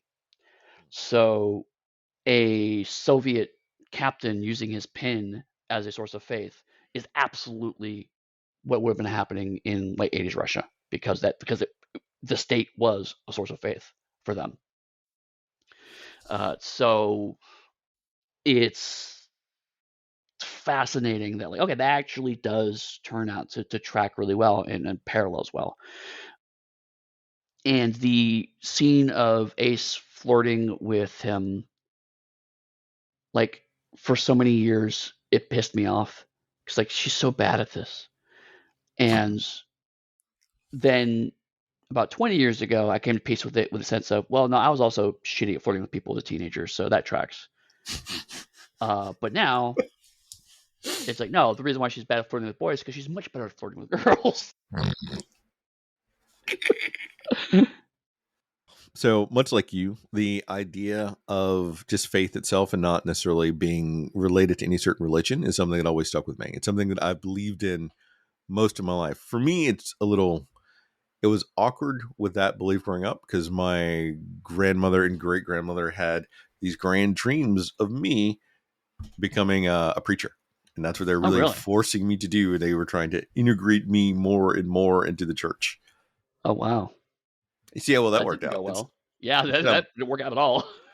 sitting here on a podcast with you instead of having a flock of people adhering to my every word. And then I question, maybe I didn't make the right choice. I don't know. You have some listeners. I thank you, the 30 people that download our episode every single week. It's better than And for one. you other 500 that only do it on occasions, step up your game. So joking aside, I really did enjoy the church combat scene. It was sillily done, but the concept behind it is excellent. And from what the budget they had, even more kudos go to them for that. And then the Yeah. sort of the underground travel through the tunnel, done infinitely better than like Ian going through a tunnel underground, jumping over Yeah. a pit. I mean, it's funny, like, in a lot of ways, this Curse of Fenric is ultimately a second Doctor story, right? It's a base under siege. We have a Mm-hmm. community of people. There is a commander who is not right in the head, and there's a person who's actually causing all the problems. And the people who are all part of the staff of the base have to work together to try to repel the outside invaders who are steadily getting closer and closer to destroying them. It's, the moon base. It's Siege of Cybermen. It's, the invasion. It's a second Doctor story, but done so much better in a lot of ways. And part of it is this faith component because it's Millington has removed the physical defenses and they're forced to rely on spiritual defenses. And then having the explicitly spiritual leader be the one who crumbles is also really interesting and telling. And the best part is that it's not a sudden swerve. It's tragic because he's been saying, "I've lost my faith to humanity," and everyone's like, "No, no, you'll be fine. The war's over. Everyone will survive," and it's just not enough. It's so beautifully poignant. Again, something that Eccleston would have pulled off amazing. Not that this actor did a bad job, but Eccleston would have been amazing pulling that off. It also shows how much he must have generally cared about people on the whole before the war. Hmm. That is, in of itself, is a character point that is not lost, but it's not highlighted. And people could consider like his loss of faith to be a weakness, but it is in a way like his strength of character is his own downfall. Right. Honestly, if he could have recontextualized his head to have had faith in the community rather than faith in God, he probably would have survived that encounter. Because it's clear Mm-hmm. he loves the village. It's like I have all the names of all the. I've studied the history of the village. I have all the names of the descendants. It's clear that's where his passion was, and that's where his faith lived, because he believed the village would be fine. There's nothing about the community he was ever worried about through all this. It's always this abstract ideals of God and humanity that tore him down. So like if he could have grounded his logic, and again, that's one thing where the show's playing with stereotypes because like the village vicar who turns out to be not as full of faith as he seems to be, but he's still a good man and a good contribution to this community. So I like how this show is setting up all the stereotypes and then carefully subverting them as it goes through without spending a lot of time dwelling on those or making them a big reveal. It's just kind of, you have to kind of pull this stuff apart like we're doing to show, oh, actually, here's this theme going on, here's this theme going on, here's this theme going on. There's so many actual themes happening here. It's really, really great. Any other comments about this before we move on? No, because we still have an episode and a half to get through. My one question for you is: how do you think Don French would have pulled off being the vicar? That would be interesting. If people don't know what I'm talking about, go Google it and find the show. Soren tells his troops to abort the mission at camp if he's not back in 10 minutes. He calls out Millington to talk terms, officer to officer. However, Millington is an ass and arrests Soren instantly, who manages to warn his troops. The herbivores start to burn through the metal shutters of the tunnel, while Ace discovers Kathleen sitting alone in the barracks, numb with grief, having received a letter informing her of her husband's death at sea. Judson continues decoding the inscriptions with the flash sitting at the Ultima machine. Ace confronts a doctor demanding to know what his plan is. And he bitterly complains that he always seems to know. She bitterly complains he always seems to know, but just can't be bothered to tell anyone. Like it's a game that only he knows the rules to. The doctor tells Ace about an ancient evil that has existed since the birth of the universe. Fenric is just Millington's name for it, and it is trapped in the flask. Ace lures Soren's guards away with some heavy flirting. Ace lures the guards away from Soren with some heavy flirting while the doctor frees the captain. The trio of them rush around a bit. Wainwright waits for the herbivores to break the tunnel gates, and he holds them back for the briefest of moments with his faith before they overwhelm him. The flask in the Ultima, flashes. Well, that's a bad phrasing. Hitting Judson with green energy, causing him to collapse from his wheelchair. A storm whips up as the herbivores advance over Wainwright's lifeless body. As Ace, the Doctor, and Soren reach the Ultima room, Millington murmurs that the chains of Fenric are shattered and the gods have lost the final battle. Ace thinks that Fenric has just taken Millington, but she's wrong. Behind the Doctor, Fenric possessed Judson rises to his feet, his eyes glowing yellow, and proclaims, "We play the contest again, Time Lord." Cut to credits. Oh god, so good.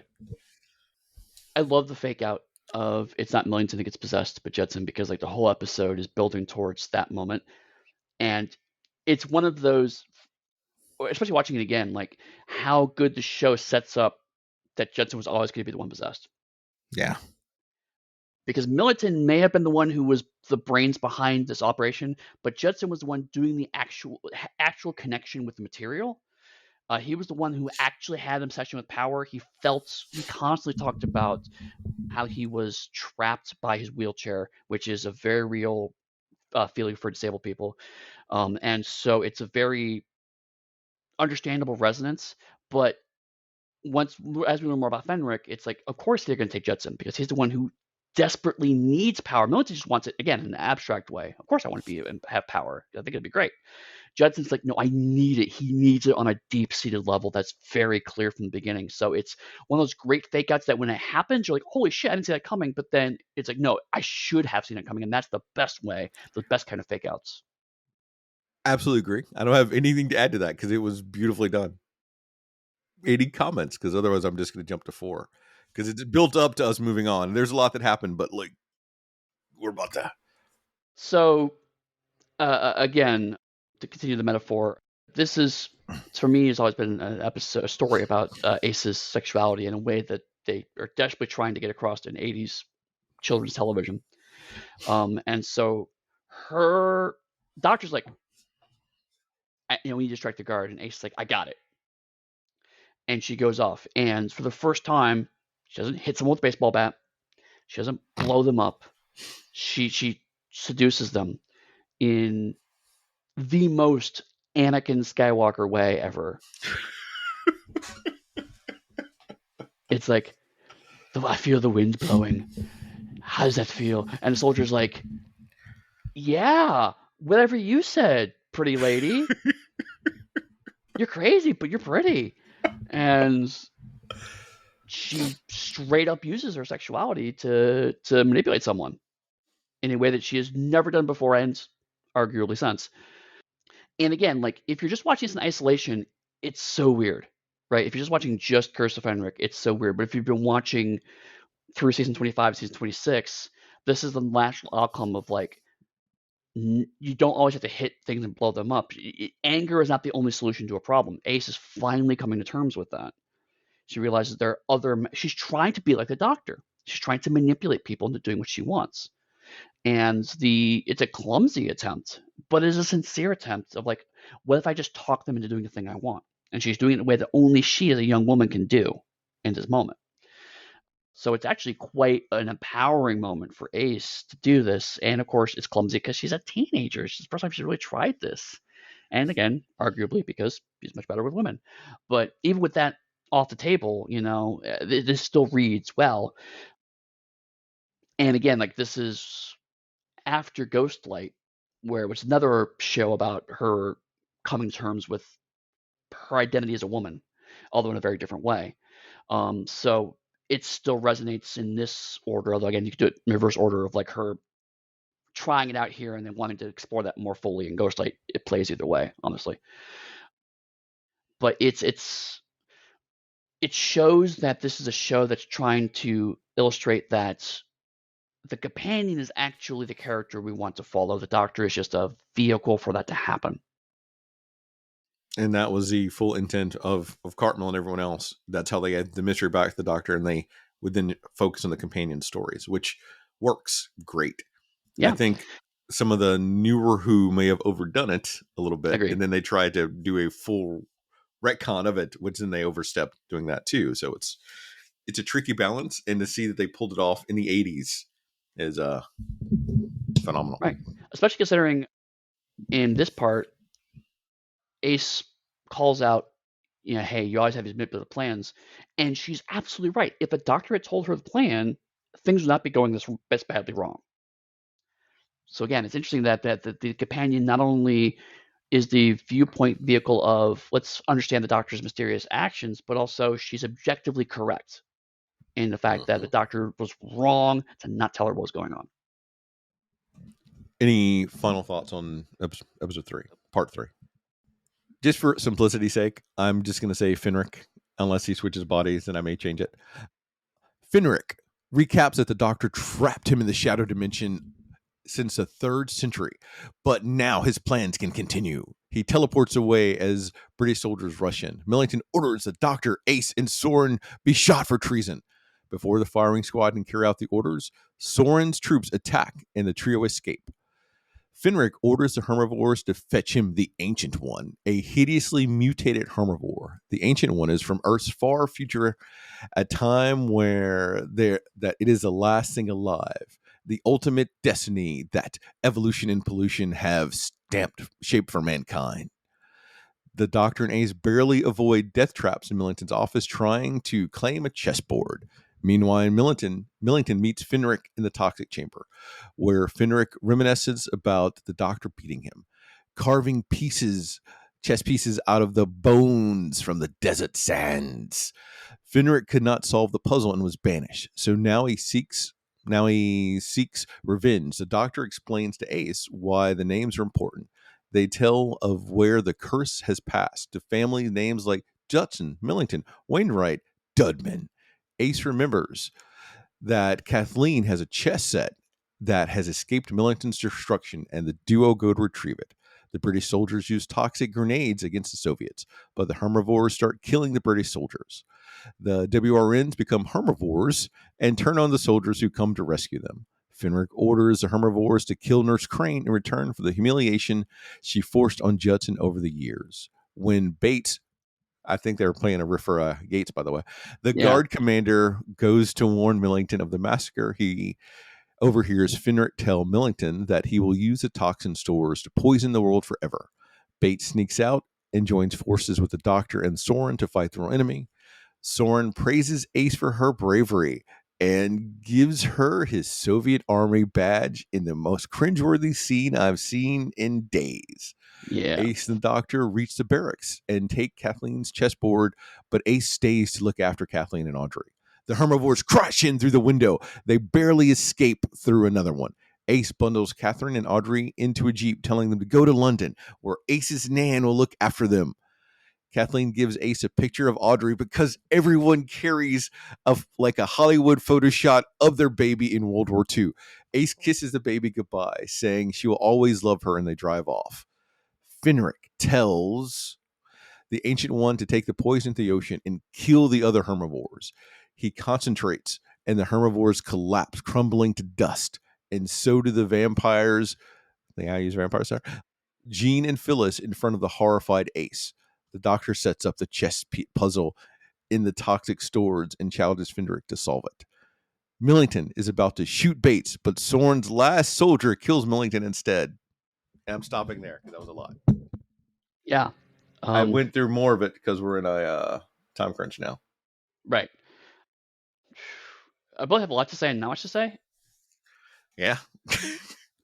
Like little things, like I love the atmosphere of this, right? Like on some level, this is ultimately here's the monster who's arrived to break shit, and we have to stop him, right? So I mean, it's a bog standard Doctor Who plot at this point going forward. But a lot of it's because of the flavor and structure of it. Just little things like carving chess pieces out of bones from desert sands. It's like it evokes a whole continuity of the Doctor that we've never seen, which is wonderful, and I love it. And that's a story I want to see now.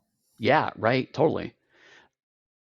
And we have all the plot threads kind of coming together, and in the middle of all of this, it's the oh, and by the way, this is actually all secretly a story about toxic waste and pollution. So surprise theme, but again, it involves some magic because, like, this toxin that they covered that was supposed to destroy Russia ends up destroying the whole world and creating the hemovores that came back in time. It all these bizarre threads actually connect together and make sense. And like, here's why all these people are in this village, because they're all the descendants of these Vikings that were picked up by the original thing. And it just it's so good. So it's a bunch of stuff, but it doesn't feel like a bunch of psychobabble. It feels like a natural collection of all these plot pieces. What the hell is going on? It's like here in episode 4, boom, here it all comes together in a logical, nice way that doesn't feel forced, and it's just incredible. And it goes back to what you touched on earlier, is that it has a horror movie structure. So Mm-hmm. you have all the people you've built up, and you've reached sort of that moment where the killer is now going to really kick up in the top gear. And we Right. have all that. And that's why you care about the characters, or you should care about the characters. And we may have joked about some of the relationships, but they're now what everything is built to. And you're going to Mm-hmm. see all of that pay off in the next 15, 20 minutes. Yep. So let's talk about them. All right. As Fenric desperately contemplates the chess puzzle, the Doctor speaks to the Ancient One. He knows the Ancient One comes from a world where the industrial pollution has caused Earth to die in a chemical slime. And what Fenric is asking the herbivores to do is the act that begins it. Another one of Fenric's games. When Soren goes to kill Fenric, the weakened entity possessing Judson tells Soren that he was chosen for this mission because his grandmother was English and a descendant of one of the Viking settlers. Soren is touched by the curse too, and one of the wolves of Fenric, I think would have been a better title. When Ace enters the toxic stores, it is Soren who is contemplating the puzzle, and Ace tells him solutions, realizing too late that he is now Fenric. Fenric solves a puzzle as the Doctor enters, and he gloats. All the descendants of the Vikings who buried the Flash were pawns in his game. Judson, Millington, Soren, the Ancient One, and Ace. In 30 years, Kathleen Dudman's daughter, Audrey, will become Ace's mother, the one who Ace hates. In saving Kathleen and Audrey, Ace has created her own future. Fenric orders the Ancient One to kill them. Ace, however, has absolute faith in the Doctor's and creates a psychic shield the Ancient One can't break through. Fenric takes a vial of toxin, saying that he will kill the Doctor anyway, but the Doctor can save Ace if he kneels before him. The Doctor callously tells him to kill her, revealing that he knew all along that Ace had been Fenric's evil, the evil inside of her. Why else would he have taken in a social misfit who couldn't even pass her chemistry test, yet somehow created a time storm in her bedroom? The Doctor saw Fenric's hand in it from the very start. And the Doctor shatters Ace's faith in him, and she falls to the ground weeping. And the Ancient One takes a vial of poison and puts himself and Fenric into the chamber and explodes the gas in, killing them both. The Doctor tries to explain to Ace that he didn't mean what he said, but he had to break her faith so that the Ancient One could take him. On the shores of Maiden's Point, Ace wonders why she can't stop hating Audrey, her mother, even though she loved her as a baby. Ace dives into the bay, no longer frightened of the water, and surfaces liberated.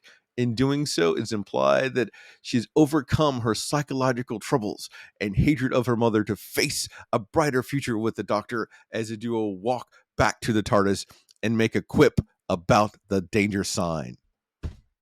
Danger sign. There you go.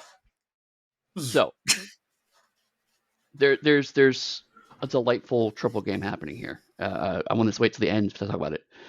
So chess is a very heavy metaphor throughout this whole thing. And I'm not a big fan of chess as a metaphor for political planning because I think it's way overdone. I think it works here because of what's happening. They're not playing chess. There's a puzzle that has to be solved. And we kind of glossed over it, but basically the solution to the puzzle is that you have to break the rules of the game, right? Is that the pawns overthrow the king. That's the only way you can solve the puzzle. And so Fenric goes, "Thank you for giving me a solution," and then proceeds to play. At some point in time, the Doctor makes a joke about, "I'm not playing chess, I'm playing poker," because what Fenric has completely missed the entire point of the puzzle. The chess puzzle, the game they're playing is the Doctor knows that Fenric does not understand metaphor. So the point is that the villain is specifically told the pawns overthrow the king, and he goes, "Cool. Let me now lay out all of my pawns, and then proceed to go blithely into the plan I've laid out." And then is shocked when the pawn overthrows the king. So the Doctor, and this again, this beautifully goes back to way back in the beginning. We joked about this. The Doctor openly forged his own credential letters. The Doctor left the solution to this entire problem in plain sight for anyone to see, and the villain completely misses it. And that's the game the Doctor's playing. He is playing poker. because he's like, I have a good hand. I'm going to show you my good hand and still bluff you into not accepting that's the truth. And this to me is the Seventh Doctor. The fact that Ace is rightfully mad at the fact the Doctor explained his plan is counterbalanced by the fact that Ace keeps fucking up his plan. Yeah. Right? But her argument is, if you told me the whole plan, I wouldn't have made those mistakes, which is valid. The reality, and this is why I get sometimes frustrated by some of the Seventh Doctor spin-off fiction, is that the Seventh Doctor is not a master manipulator. He's making it as he goes along. He can't tell Ace the plan because there is no plan to tell her. He is a high level outline, is Right, what it exactly. is. Yeah, it's the I've got, I've outlined this. I've got maybe a few parts sketched out, a few pieces I know need to happen in a certain order, but I'm going to improv like easily 40% of this plan. So I can't And tell you what I'm doing because I'm in the middle of it while I'm doing it. but I also know a lot of the different resources I have that I can apply to specific situations. So that's beautiful. Right. And That's why he's that's my why doctor.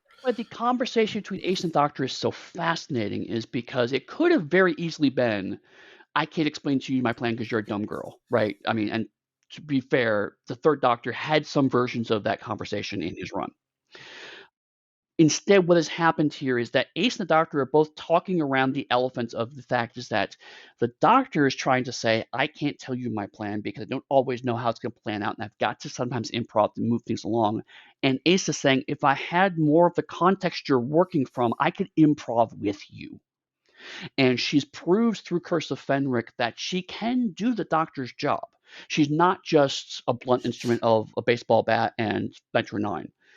She can actually keep pace with the Doctor if she's allowed to. And when she does, the problem is that when she shows that she's able to do that, she's inadvertently tripping the Doctor's plan up. But she's showing that I have the capacity to actually do this. And so it's frustrating that she has exactly one story after this to prove that that's true before this show ends. But I mean, we have this fantastic moments of the Doctor's trying to tear her down, and immediately like, I'm sorry, I didn't mean any of that. But she is hurt by this and she is changed by this, but it doesn't eradicate their friendship because she's moved to the next stage of her growing up as an adult, which is realism.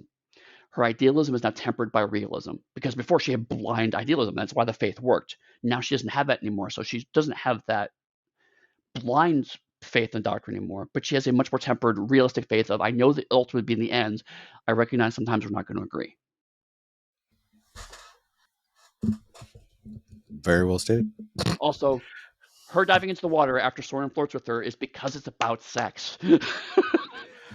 Some people say that it could be rebirth, which still at the end of the day deals with sex and having to be birth and coming from the ridiculous. One of the other things that I glanced when I quickly moved past in the shortened recap is because he mentions a time storm, and time storm is even mentioned for the Ancient One. So if you're not sure about Ace yet, they've sort of seeded in points where you can understand that Ace is also going to be one of the wolves. And those are nice little touches that are even in this episode in case you didn't know it yet. And Mm-hmm. it goes back to when you last episode when you talked about Ace making a time storm and blowing herself somewhere else into space is unreasonable. Yep. This is why I love it so much, is because it links back to this. And it is an unreasonable thing that she managed to do that. Right, and that's why I kind of mentioned it before, is because I knew we were talking about it here. Is that it's a nonsense bullshit bit of plotting that Cartmel and his team have turned around to say, okay, we're going to solve that by saying, yes, that is nonsense. And what about that? They took the inadequacies of previous scripts and made them into plot points. And what's fascinating about this part is in the reconciliation, the Doctor never says, I didn't mean to hurt you. I didn't mean to lose my faith to you. I had to tear down what you thought of me. He never says what I said was wrong. Right? He never invalidates that, yes, Fenris's evil is inside of her, and that's one of the reasons why he picked her up. He never invalidates that narrative. He just says, I do care about you, I do love you, and I didn't want to hurt you.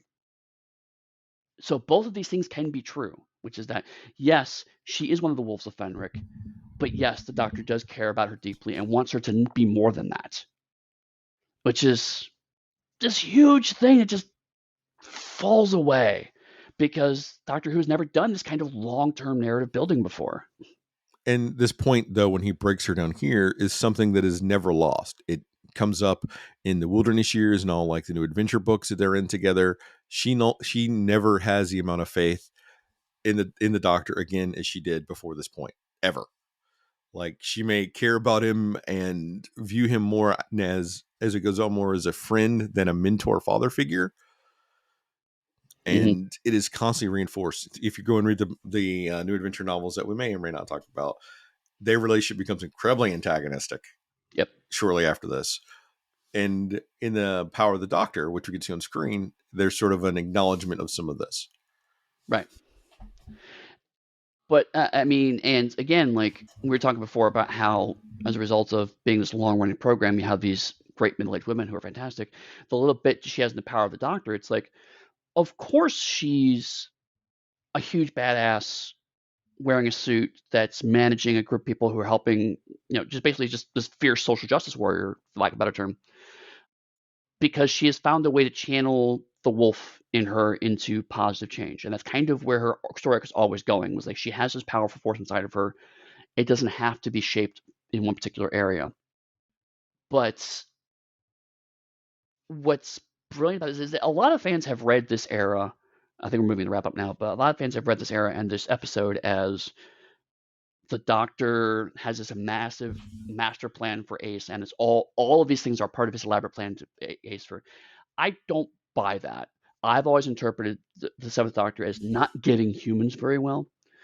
This is the Doctor probably at one of his most alien moments, short of early Hartnell and chunks of Tom Baker. Right? This is probably his most alien, and it really feels like he just doesn't get how people work. And I love that about him. I love the fact that because it gives Ace agency. There's a lot of, from that perspective, a lot of Battlefield, a lot of Curse of Fenric that really reads like if you just got how people worked, this wouldn't be a big deal for you. I'm not something to solve. And so you get that kind of almost, I'm going to say this, Watsonian Sherlockian dynamic of the Doctor being the intellectual who doesn't understand people, and Ace and the Watson role going, just fucking talk to people, you know? All right. So we are definitely in the closing. Any final thoughts on this episode? I'm curious your thoughts. I mean, I know we both love this, and I've been talking a lot about it. I want to make sure I'm not giving you space to talk about what you love about this. Well, a lot of it is that this is where our similarities are too much or too similar. So I don't want to repeat what you said because most of the feelings are the same. For me, the biggest thing is though is I want to reinforce again, Ace's diving into the water was sort of like the symbolic break of that hatred, which we would have seen in Ghostlight, which we saw in Ghostlight, which was staggering. And Mhm. then later on, when you'll eventually that if we were to do another survival, we might have seen Ace's friends that she also kind of talks about. But no, this episode is the pinnacle of me for the classic Doctor Who run. It has everything that I love. It's my Doctor being my Doctor, and it influences all of Doctor Who going forward. Every single piece of it after this is now solidly entrenched in how this episode is formed and its structure. Yeah, and as much shtick as we have sidewise given to the 96 Doctor Who movie, you could see them trying to take the lessons of this season and apply them and just pick all the wrong lessons from it. Right? It's like I see what you're trying to do here, just across the board the wrong answer. So yeah, it's I keep saying it, but this is one of my favorite seasons of Doctor Who. Like, there's a reason why I have the season on Blu-ray. I Ace is always going to be my companion. Like if you talk to the crush corner, I'm with you there. Ace was one of my crushes too, growing up, but not even in a sexual way, right? But also just in a I see a lot of myself in her way, because yeah, I also am angry and would love to smash things. And also, over time, I have come to recognize that a baseball bat is not always the answer to societal problems, as tempting and as comforting as that might be. Just And 8 I out of 10. also, yeah, yeah, and I've also flirted badly with men, so I also empathize with that. Love it. Did you have a quote for us as we wrap up? I do, because oh god, there's so much, so many good Doctor Who Seventh Doctor quotes in particular. But I've settled on this one because it's appropriate to this episode, which is, "You can always judge a man by the quality of his enemies." Excellent. Excellent one. So, Eddie, does this mean that we're finally done with classic Doctor Who and people that want us to talk about other things can expect that to happen at long last? We can go and No. talk about, I don't know, Airwolf, for instance. No, no, we're not quite done. We are going to talk a little bit more of Seventh Doctor. I mean, we love Seventh Doctor. This is part of the reason why we're doing this, so we're going to stretch it out a little bit. We are going to talk about Survival. We're going to have a special guest, Rose Bailey, who Da-da-dum. not only has worked with both of us professionally, but also is just as much an avid fan of Doctor Who as we are. Grew up about the same time with us. I think we're all kind of in the same boat as Yeah. American Doctor Who fans growing up in the 80s. So we're going to talk about the very last episode, Survival. Do we want to go ahead and give people an idea of what's coming up even after that one? Feel free. Go ahead. So, Spoil the mystery. well, this in case people don't have access to something, I want them to be able to go and find them too. I know. That's fine. One of the things that we've decided to do as huge Doctor Who fans is that will not be done with Doctor Who probably for another 4 weeks, I think. Yeah. I don't even have I don't even have the document up anymore. But so Rose is going to come on, and we're all going to talk about Survival next week, which will be, I hope, as much fun as I think it's going to be. Mm, We'll touch on the Wilderness Years. So if anyone's curious what the Wilderness Years are, a brief overview is when the Seventh Doctor run ended up until basically the new season started. It's kind of the Wilderness Years. There are a bunch of books and novels and whatnot that came out. right. And And there's two for rough people, halves to that because the 96 movie falls in the middle of that. and Eddie, would you let them? I closed the document already, so sorry. Would you let them know the 3 things from the Wilderness Years? So if people want to try to track them down, because it's not going to be easy to find necessarily, which is why I want to give people a primer for that. Right. So for preface for that episode, we're not gonna do our usual kind of breakdown and walk through an episode thing. Rather, it's gonna be more. We're gonna talk about a few pieces of media from that time period, kind of more an abstract to kind of give you a flavor for the Wilderness Years. So we're gonna talk about Downtime, which was a film in 1995, made with some of the actors from Doctor Who in a legally distinct way. We're going to talk about Curse of the Fatal Death, which was a comic relief skit that was done about Doctor Who during this time period, written by Stephen Moffat. So we have something looking backwards Doctor Who, written by someone who eventually would go on to write Doctor Who.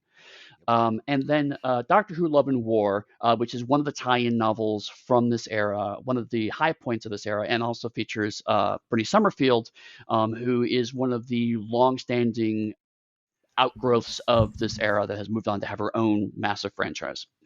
Eddie, do we expect our listeners to read the novel No, Love and no. War?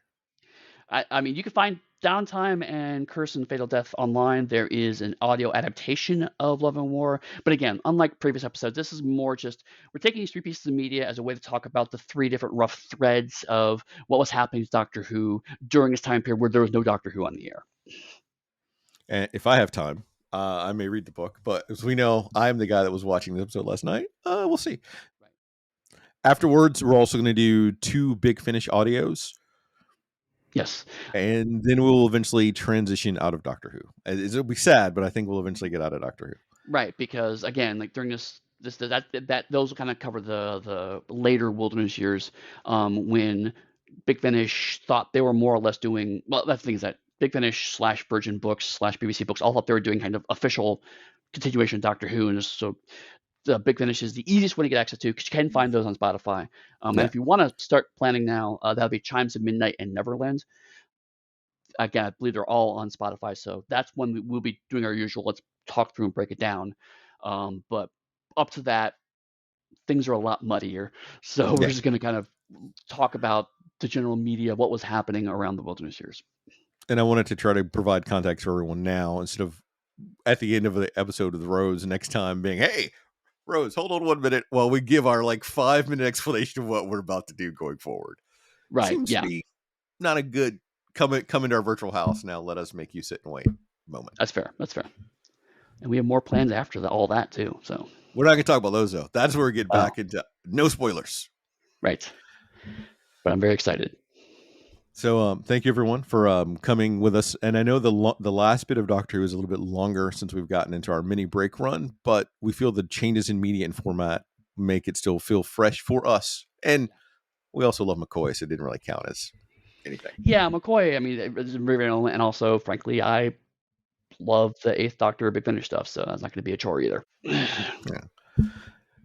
All right. So be seeing you. Yeah, talk to you later.